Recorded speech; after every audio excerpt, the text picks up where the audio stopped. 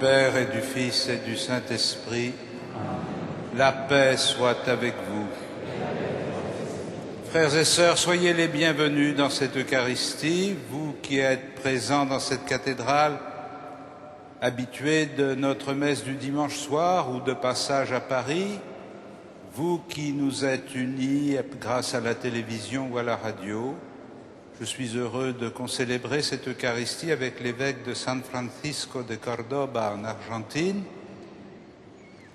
Et tous ensemble, rassemblés par l'Esprit Saint, nous formons aujourd'hui le corps du Christ pour présenter à Dieu la louange de l'humanité, et nous nous avançons vers lui, conscients de notre péché, pour accueillir sur nous sa miséricorde. Comme David le dira dans la lecture que nous entendrons tout à l'heure, « Seigneur, j'ai péché contre toi », mais le prophète lui répondra, « Ton péché est pardonné, tu seras vivant ». C'est par la miséricorde de Dieu que nos péchés sont pardonnés et que nous vivons. Préparons-nous à célébrer cette Eucharistie en reconnaissant notre péché. Je confesse à Dieu Tout-Puissant, je reconnais devant mes frères que j'ai péché en pensée, en parole, par action et par omission.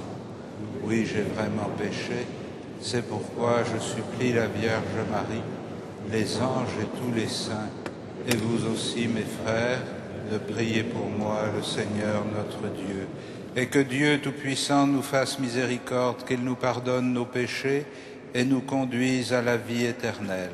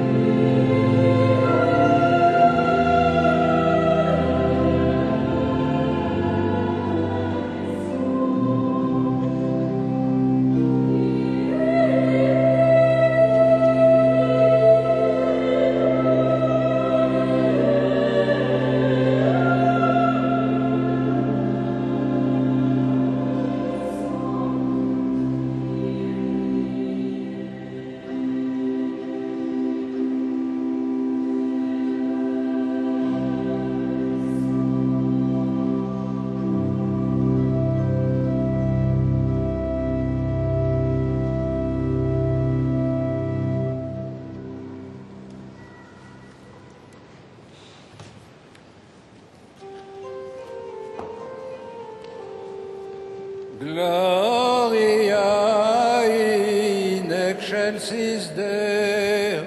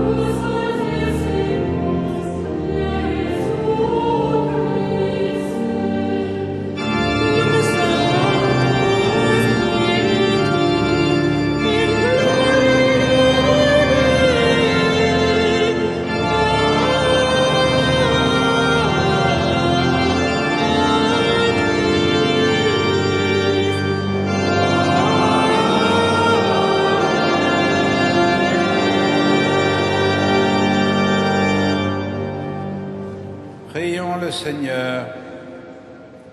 Dieu Tout-Puissant, force de ceux qui espèrent en toi, sois favorable à nos appels. Puisque l'homme est fragile et que sans toi il ne peut rien, donne-nous toujours le secours de ta grâce. Ainsi, nous pourrons, en observant tes commandements, vouloir et agir de manière à répondre à ton amour, par Jésus-Christ, ton Fils, notre Seigneur et notre Dieu, qui vit et règne avec toi dans la communion du Saint-Esprit, maintenant et pour les siècles des siècles.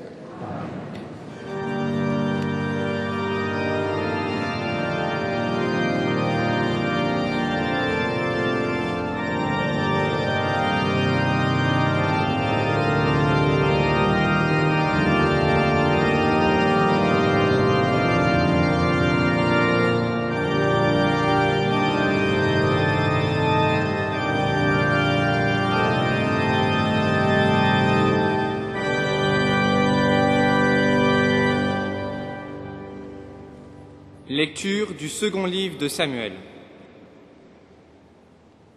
Après le péché de David, le prophète Nathan vint le trouver et lui dit : Ainsi parle le Seigneur, Dieu d'Israël. Je t'ai consacré roi d'Israël. Je t'ai sauvé de la main de Saül. Puis je t'ai donné la maison de ton maître. Je t'ai donné les épouses du roi.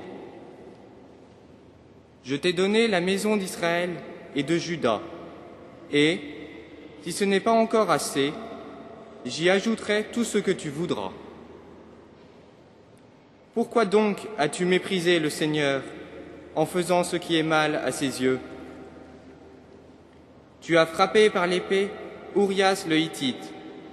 Sa femme, tu l'as prise pour femme. Lui, Tu l'as fait périr par l'épée des fils d'Ammon.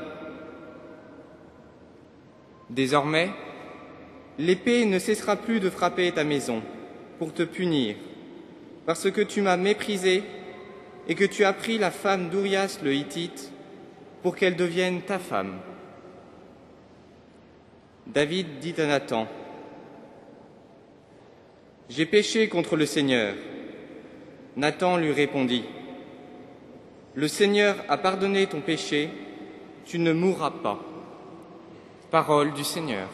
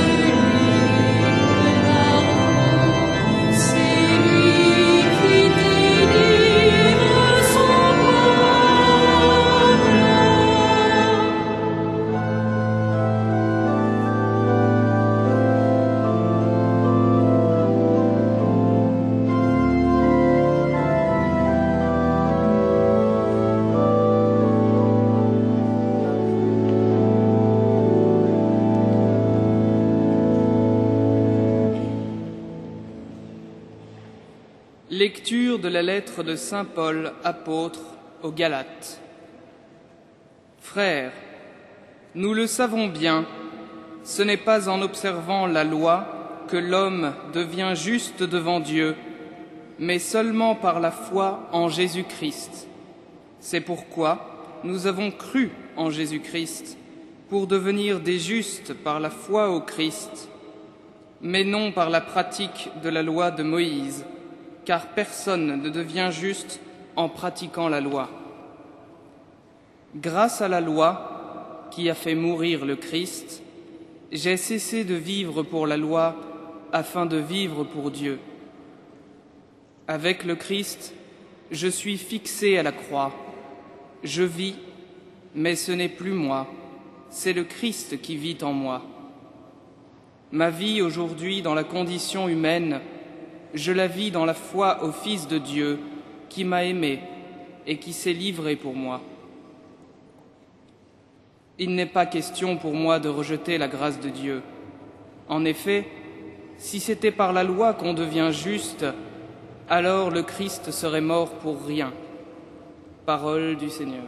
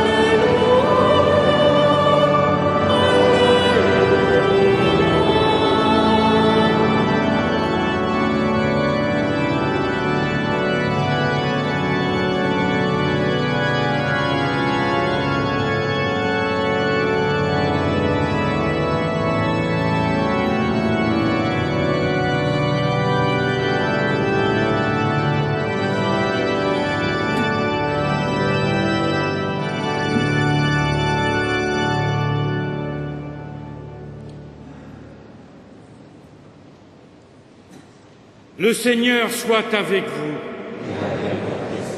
Évangile de Jésus-Christ selon saint Luc.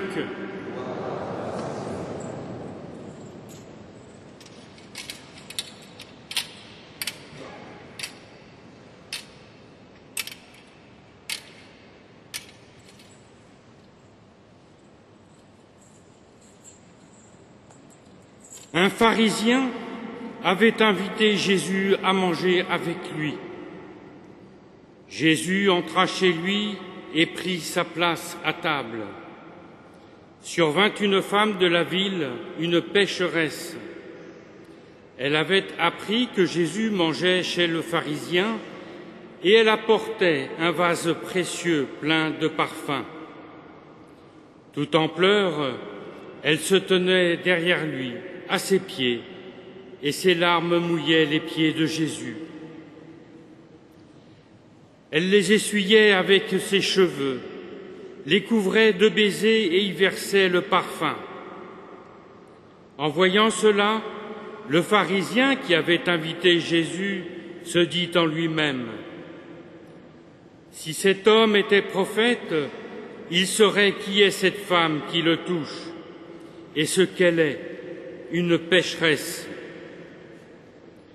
Jésus prit la parole. « Simon, j'ai quelque chose à te dire. » « Parle, maître. » Jésus reprit. « Un créancier avait 2 débiteurs. Le premier lui devait 500 pièces d'argent, l'autre 50. Comme ni l'un ni l'autre ne pouvaient rembourser, il remit à tous 2 leurs dettes. Lequel des 2 l'aimera davantage ? Simon répondit : C'est celui à qui il a remis davantage, il me semble. Tu as raison, lui dit Jésus. Il se tourna vers la femme, en disant à Simon : Tu vois cette femme, je suis entré chez toi, et tu ne m'as pas versé d'eau sur les pieds. Elle les a mouillés de ses larmes et essuyés avec ses cheveux. Tu ne m'as pas embrassé, Elle, depuis son entrée, elle n'a pas cessé d'embrasser mes pieds. Tu ne m'as pas versé de parfum sur la tête. Elle m'a versé un parfum précieux sur les pieds. Je te le dis, si ces péchés, ces nombreux péchés sont pardonnés, c'est à cause de son grand amour. Mais celui à qui on pardonne peu montre peu d'amour. Puis il s'adressa à la femme. Tes péchés sont pardonnés. Les invités se dirent, qui est cet homme qui va jusqu'à pardonner les péchés? Jésus dit alors à la femme, ta foi t'a sauvée, va en paix. Ensuite, Jésus passait à travers villes et villages, proclamant la bonne nouvelle du règne de Dieu. Les 12 l'accompagnaient, ainsi que des femmes qu'il avait délivrées d'esprits mauvais et guéries de leur maladie. Marie, appelée Madeleine, qui avait été libérée de 7 démons. Jacques, femme de Cousa, l'intendant d'Hérode. Suzanne et beaucoup d'autres qui les aidaient dans leurs ressources. Acclamons la parole de Dieu.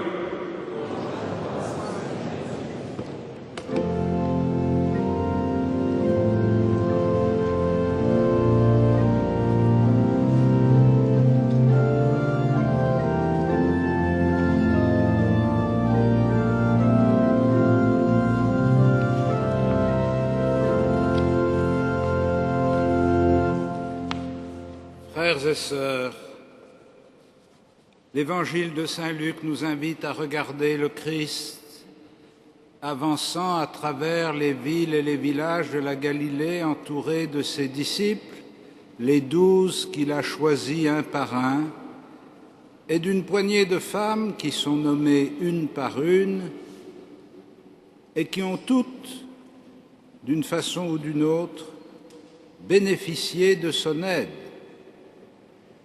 Il les a délivrées, il les a guéries. Et cette petite troupe qui s'avance à travers villes et villages et que l'Évangile nous invite à regarder, proclame la bonne nouvelle du règne de Dieu.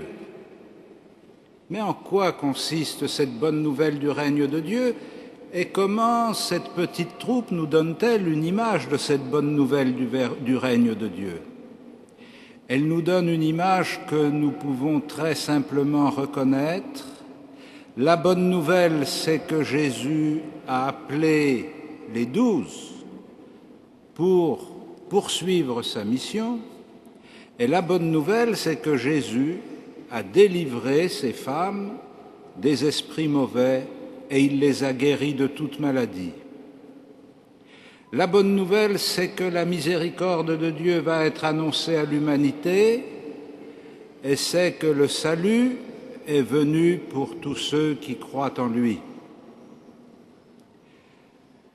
Comment cette bonne nouvelle est-elle accueillie? Nous le verrons dans la suite de l'Évangile. Mais il nous faut aujourd'hui regarder ce que signifie l'avènement de la miséricorde de Dieu, et nous y serons aidés non seulement par la figure de David, auquel le prophète Nathan rappelle les nombreux bienfaits dont Dieu l'a comblé, alors qu'en réponse lui-même n'a fait que commettre l'injustice en poussant au crime de Uri, le mari de la femme qu'il convoitait. David reconnaît son péché et au même moment Nathan lui annonce le pardon. Tes péchés sont pardonnés, tu ne mourras pas. Et nous voyons cette miséricorde de Dieu non simplement par l'annonce prophétique du prophète Nathan, mais nous la voyons à l'œuvre dans la scène du repas chez Simon le pharisien. Comme si cette scène que nous connaissons bien visait à mettre en vis-à-vis comme deux figures, la figure du juste, Simon le pharisien, et la figure de la pécheresse prosternée aux pieds du Christ.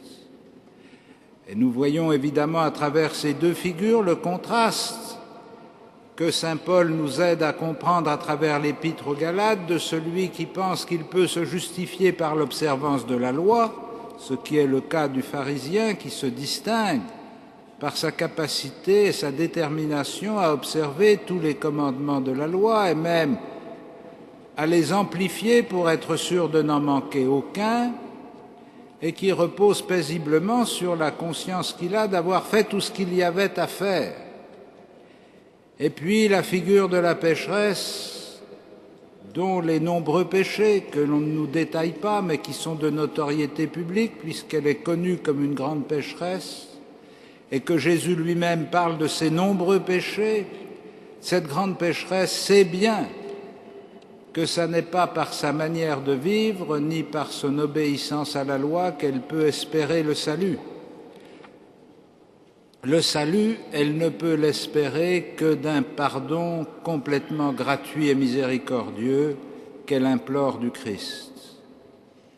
Mais il serait trop facile pour nous de considérer simplement ces deux figures comme une sorte d'antithèse visible entre le juste et le pécheur, et de nous installer finalement dans une position pharisienne en accusant Simon de son espèce d'aveuglement et en exaltant la pécheresse au nom de ses nombreux péchés.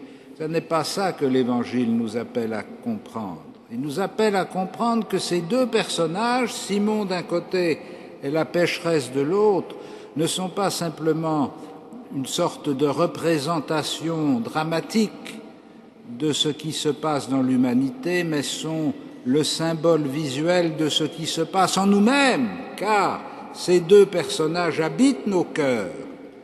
Nous aussi, nous sommes pharisiens, nous aussi, nous espérons bien arriver à nous en sortir si nous pouvons faire ce qu'il faut,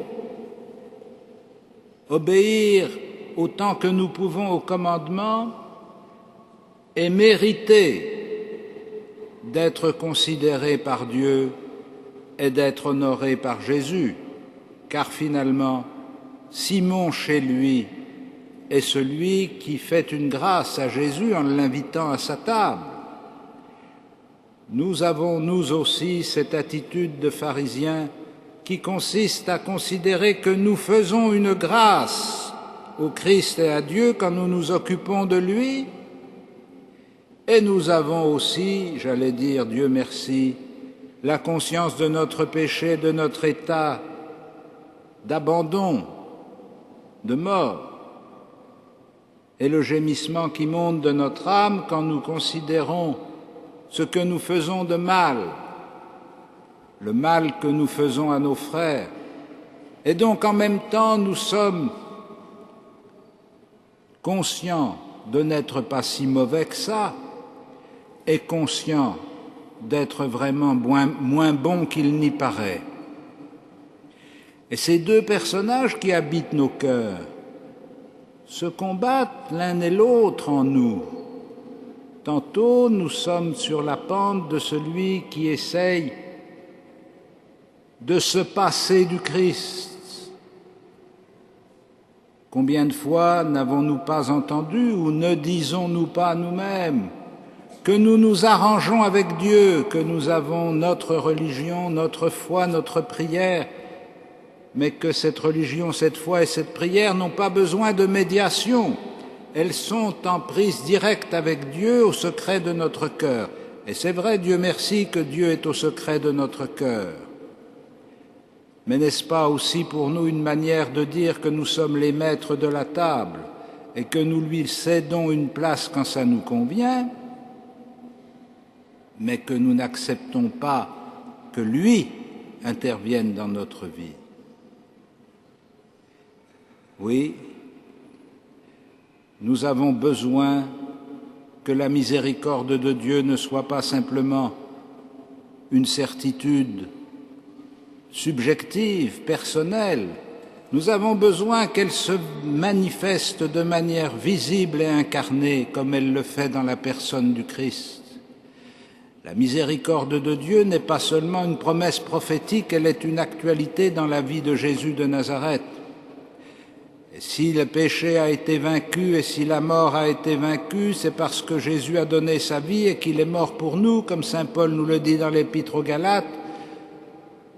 Et nous découvrons que ce n'est plus nous qui vivons, mais que c'est le Christ qui vit en nous, c'est-à-dire que ce n'est plus l'homme juste qui gagne son salut, c'est Dieu qui le sauve gratuitement par l'offrande de la vie de son Fils.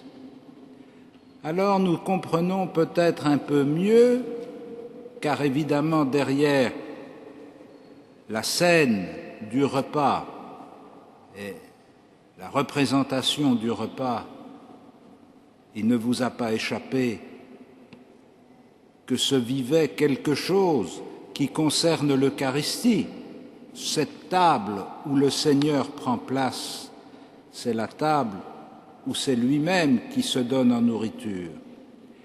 Et donc, à travers le petit drame que nous voyons se jouer entre Jésus, Simon et la pécheresse, c'est aussi quelque chose de ce que nous vivons dans l'Eucharistie qui se met en œuvre. Avec quel état d'esprit nous considérons notre participation à la messe? Est-ce que c'est simplement une grâce que nous faisons à Dieu de temps en temps de lui laisser une place à notre table? Ou bien est-ce que nous y venons vraiment conscients de notre faiblesse et de notre péché, suppliant qu'il nous accueille, pas même à sa table, nous n'en serions pas dignes, mais simplement à ses pieds, comme un serviteur modeste? Quand nous commençons la célébration de l'Eucharistie en nous reconnaissant pécheurs, ça n'est pas simplement une formule liturgique, c'est une manière d'exprimer réellement ce que nous sommes devant le Christ et d'entrer dans l'attitude intérieure de cette pécheresse et de ses nombreux péchés. Quand nous célébrons l'Eucharistie, le Christ exerce sur nous sa miséricorde. Quand nous célébrons l'Eucharistie, c'est à nous qu'il dit « ta foi t'a sauvé ». C'est parce que nous croyons que Jésus est l'unique sauveur que nous comprenons que la miséricorde de Dieu ne peut s'exercer en nous que si nous la recevons par la médiation du Christ. Et cette médiation du Christ, aujourd'hui, c'est la vie sacramentelle qu'il nous propose à travers son Église. Ainsi, frères et sœurs, se reconnaître pécheur, ça n'est pas faire de la fausse mauvaise conscience, ni se frapper artificiellement la poitrine, c'est vraiment entrer dans une relation avec le Christ. Se reconnaître pécheur, c'est comprendre que nous ne nous sauvons pas nous-mêmes, que nous ne sommes pas nous-mêmes des justes, que nous ne sommes pas capables de mener une vie humaine droite et accomplie sans entrer dans une vie de communion profonde avec le Christ. Et cette communion profonde est le chemin par lequel Jésus nous conduit au salut. Ce n'est plus moi qui vis, c'est le Christ qui vit en moi. Ma vie aujourd'hui dans la condition humaine, je la vis dans la foi au Fils de Dieu qui m'a aimé et qui s'est livré pour moi. Il n'est pas question pour moi de rejeter la grâce de Dieu. Que ces paroles de saint Paul renouvellent notre motivation à participer à l'Eucharistie, qu'elle éclaire notre cheminement. Jésus-Christ est le seul sauveur, Jésus-Christ est le seul médiateur, Jésus-Christ est la seule réalité efficace de la miséricorde de Dieu à l'égard de notre monde, à l'égard de notre Église, à l'égard de chacun et de chacune d'entre nous. Que notre foi en cette puissance de salut que représente le Christ livrant sa vie pour le monde soit une source d'espérance et de joie. Amen.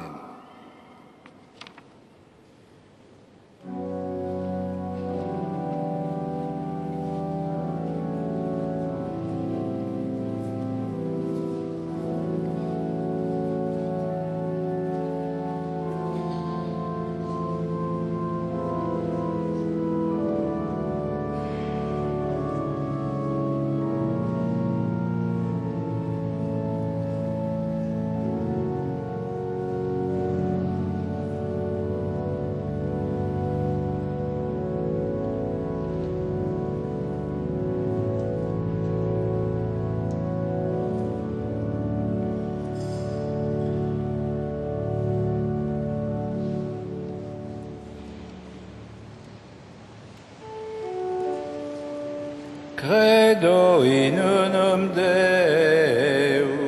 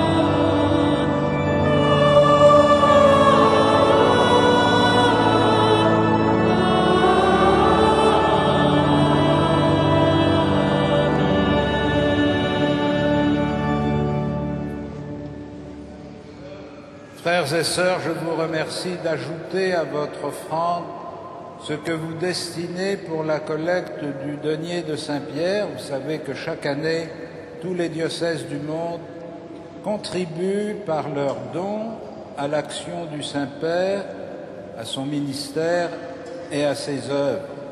Nous vous demandons aujourd'hui de le faire pour le diocèse de Paris.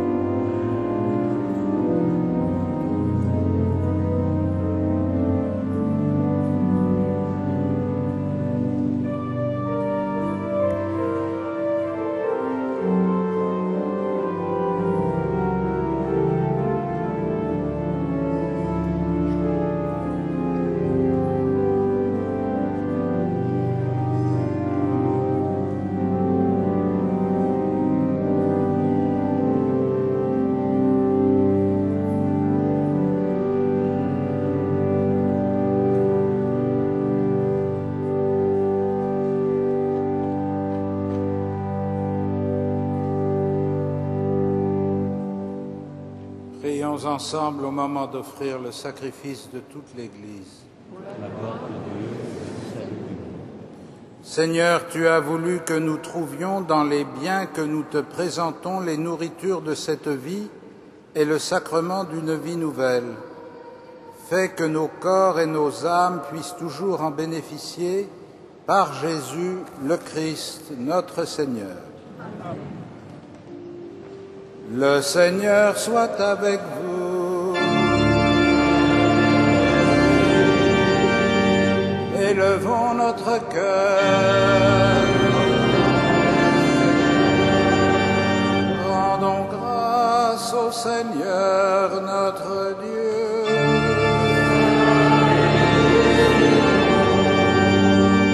Vraiment, il est juste et bon de te rendre gloire, de t'offrir notre action de grâce toujours et en tout lieu.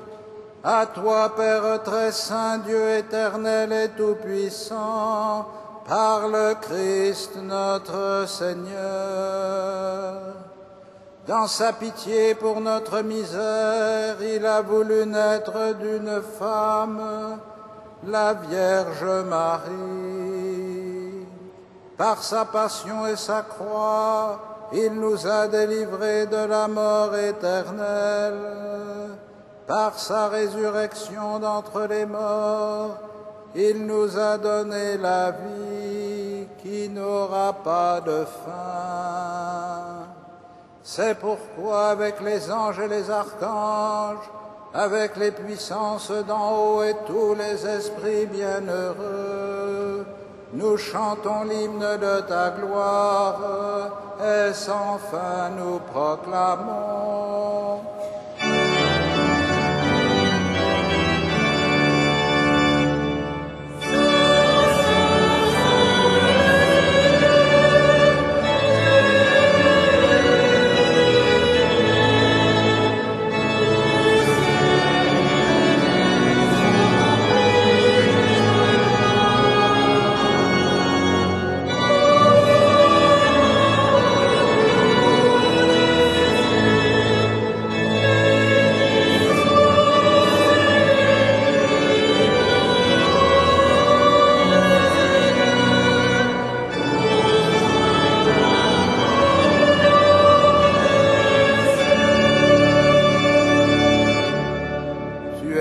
Saint Dieu de l'univers, et toute la création proclame ta louange.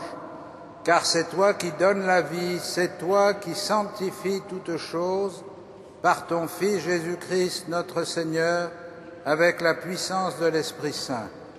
Et tu ne cesses de rassembler ton peuple afin qu'il te présente partout dans le monde une offrande pure.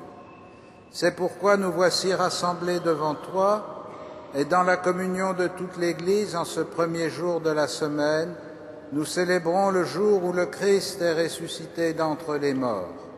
Par lui que tu as élevé à ta droite, Dieu Tout-Puissant, nous te supplions de consacrer toi-même les offrandes que nous apportons. Sanctifie-les par ton Esprit, pour qu'elles deviennent le corps et le sang de ton Fils, Jésus-Christ notre Seigneur, qui nous a dit de célébrer ce mystère. La nuit même où il fut livré, il prit le pain. En te rendant grâce, il le bénit, il le rompit et le donna à ses disciples en disant : « Prenez et mangez-en tous, ceci est mon corps livré pour vous. »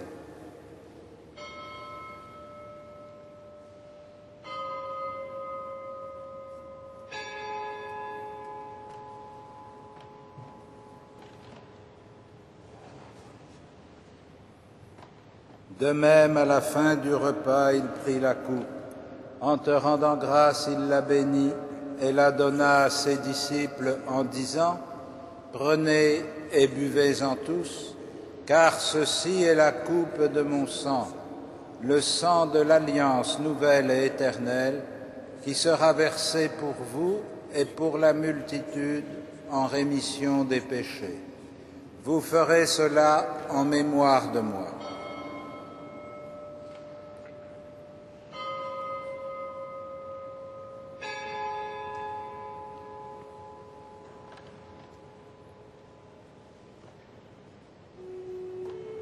Il est grand le mystère de la foi.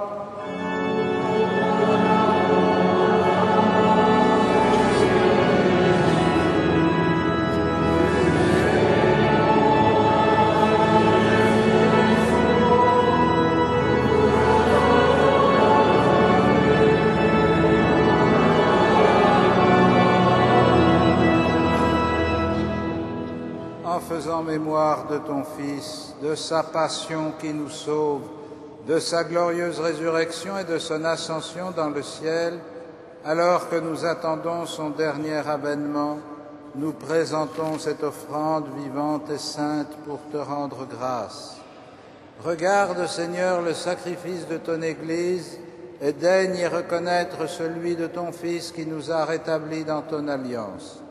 Quand nous serons nourris de son corps et de son sang et remplis de l'Esprit Saint, accorde-nous d'être un seul corps et un seul esprit dans le Christ, et que l'Esprit Saint fasse de nous une éternelle offrande à ta gloire, pour que nous obtenions un jour les biens du monde à venir auprès de la Vierge Marie, la bienheureuse Mère de Dieu, avec les apôtres, les martyrs, Saint Denis et tous les saints qui ne cessent d'intercéder pour nous.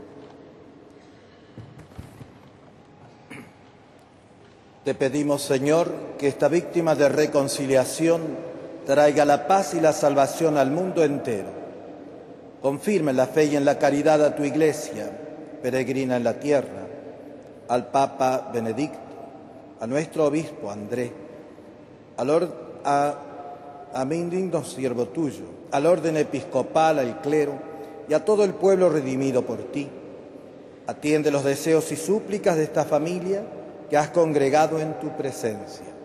Reúne en torno a ti, Padre misericordioso, a todos tus hijos dispersos por el mundo, a nuestros hermanos difuntos y a cuantos murieron en tu amistad, recíbelos en tu reino, donde esperamos gozar todos juntos de la plenitud eterna de tu gloria. Por Cristo nuestro Señor, por quien concedes al mundo todos los bienes.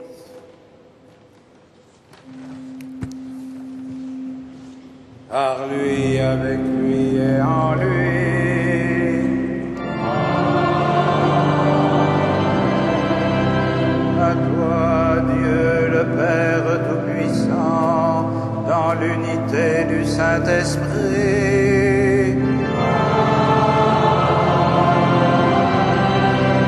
Tout honneur et toute gloire pour les siècles des siècles.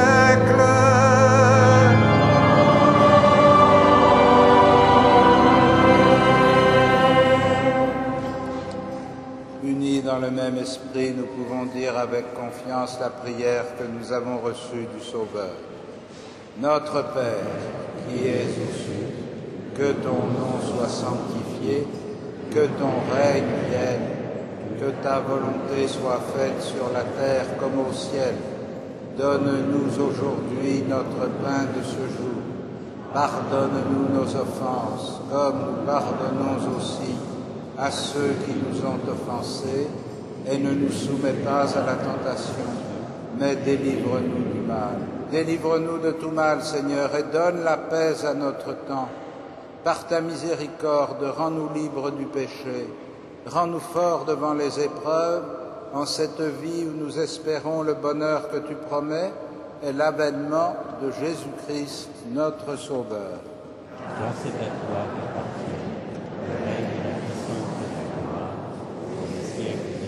Seigneur Jésus-Christ, tu as dit à tes apôtres, je vous laisse la paix, je vous donne ma paix. Ne regarde pas nos péchés, mais la foi de ton Église. Pour que ta volonté s'accomplisse, donne-lui toujours cette paix et conduis-la vers l'unité parfaite, toi qui règnes pour les siècles des siècles. Et que la paix du Seigneur soit toujours avec vous. Frères et sœurs, dans la charité du Christ, donnons-nous la paix.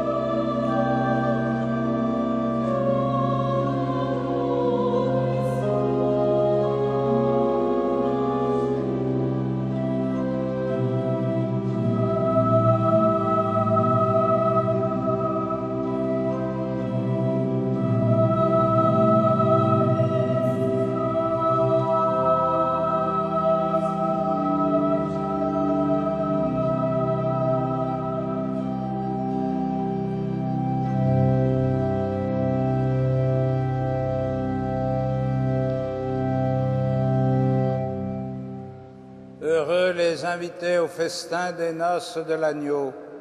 Voici l'agneau de Dieu qui enlève le péché du monde. Seigneur, je ne suis pas digne de te recevoir, mais dis seulement une parole et je serai.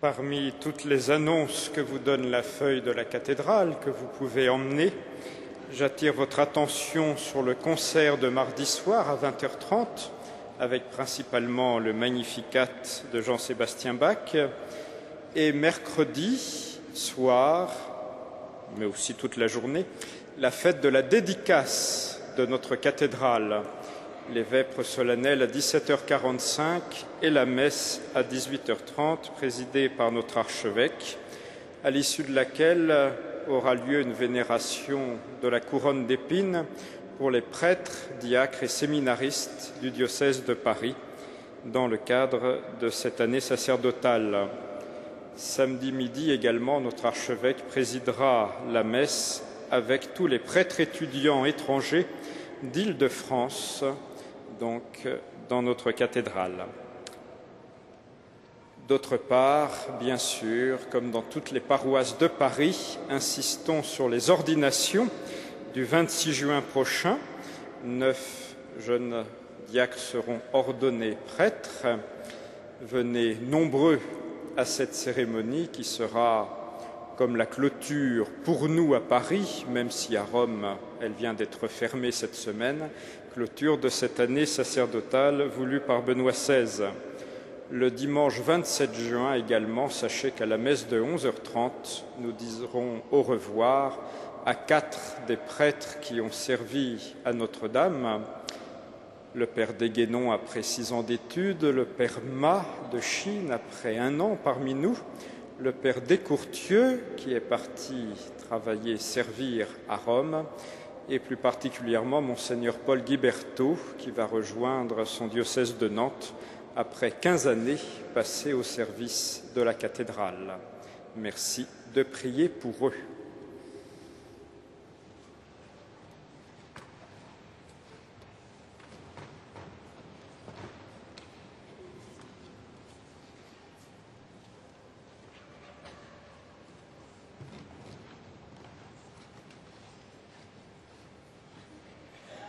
Seigneur, cette communion à tes mystères préfigure l'union des fidèles en toi. Fais qu'elle serve à l'unité dans ton Église par Jésus le Christ notre Seigneur.